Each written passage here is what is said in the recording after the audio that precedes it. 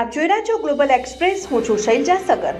દાહોદ જિલ્લાના નવા પોલીસ અધિક્ષક રવિરાજસિંહ જાડેજાએ પ્રથમવાર ઝાલોદ ડિવિઝન કચેરી અને ઝાલોદ પોલીસ સ્ટેશનની મુલાકાત લીધી હતી.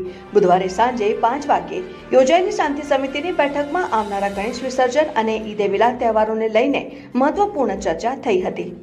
એસપી જાડેજાએ પોતાના સંબોધનમાં જણાવ્યું કે તહેવારો દરમિયાન પરંપરા અને મહિમાને જાળવી રાખી લોકો ઉત્સવ ઉજવે, સમાજના આગેવાનો ભાઈચારો, સમાનતા અને સામાજિક એકતાનું પ્રદર્શન કરે.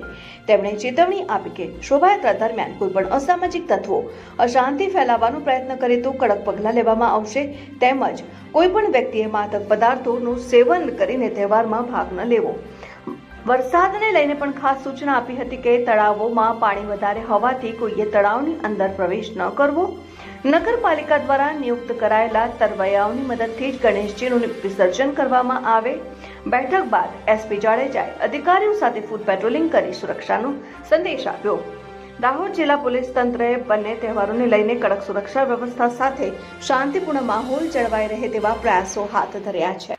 5/9ના રોજ ઈદે મિલાદ અને 6/9ના રોજ ગણપતિ વિસર્જનના તહેવાર છે.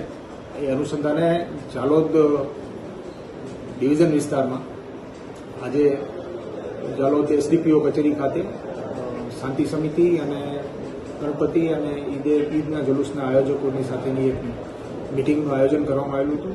આયોજકો અને આગેવાનો સાથે મિટિંગ કરી અને જુદા જુદા મુદ્દાઓ પર ચર્ચા કરવામાં આવી અને આગામી દિવસોમાં આ બંને તહેવારો ખૂબ જ શાંતિપૂર્વક રીતે પસાર થાય અને કાયદોની વ્યવસ્થાની પરિસ્થિતિ જળવાય અને લોકો આ બંને તહેવારો આનંદપૂર્વક ઉજવે અને એમાં પોલીસ સુચારુ રૂપે પોતાનો ભાગ ભજવે એ બદલ આ મિટિંગ કરવામાં આવી હતી અને બહુ જ સારા વાતાવરણમાં મિટિંગ પૂર્ણ થઈ છે અને અમને ખાતરી છે કે આગામી દિવસોના બંને તહેવારો ખૂબ જ સારી રીતે પૂર્ણ થશે.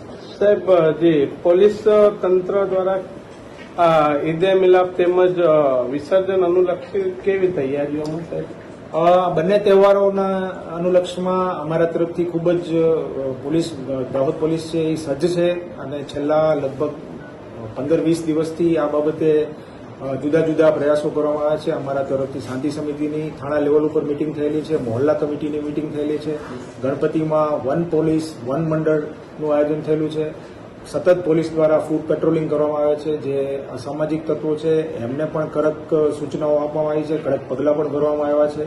જે પ્રિવેન્ટિવ એક્શન લેવાના છે એ પણ લેવામાં આવેલા છે અને બંદોબસ્ત પણ ચુસ્ત રીતે રાખવામાં આવશે. બંદોબસ્ત દરમિયાન જે અત્યાધુનિક સાધનો છે એનો પણ ઉપયોગ કરવામાં આવશે.